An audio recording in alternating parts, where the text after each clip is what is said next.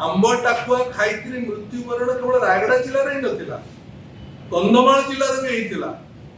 आपंकर मन थी कंधमाल जिलार मांडीपंका गाँव में गत वर्ष आंब टाकुआ खाई मृत्युवरण होता।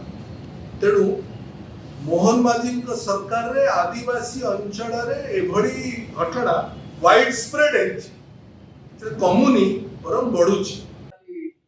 कोरापुट शहीद लोकमान नायक कॉलेज मेडिकल रे 5 जन व्यक्ति मरी जाइछथि। आज विजु जनता दल तरफ आमे बहुत दुखित जे मो पूर्व वक्ता माने कहि गले जे कोन पाइ मले केति बने आपण मन जानिथिबे 5 व्यक्ति को गुटे इंजेक्शन दिया, गुटे प्रकार इंजेक्शन दिया जाइछ। कार निर्देश रे 5 जन को गुटे प्रकार इंजेक्शन दिया गला। उ डॉक्टर सार कहिथिले से गुटे प्रकार इंजेक्शन दिया जाऊ। से जने मैडम उ परिस्थिति रे गुटे लेवल रो इंजेक्शन 5 जन को से पुलिस तोरे आपको तदंत करा जाऊ।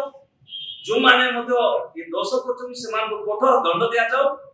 आउ पूर्व सरकार मानवर पूर्वतन मुख्यमंत्री रवीन पटनायक महोदय जो आशा भरोसा करी शहीद लक्ष्मण नायक मेडिकल कॉलेज तैयार करथिले, लोक ताको भरोसा करथिले। ऑन डिमांड कोरापुट जिल्लार आदिवासी अधुषित अंचलर भाई बणी माता को भरोसा करथिले, किंतु आज लोक आस्ते आस्ते से भरोसाटा भूली जाउछंती। आंध्रा को सब लोक पळै जाउछंती।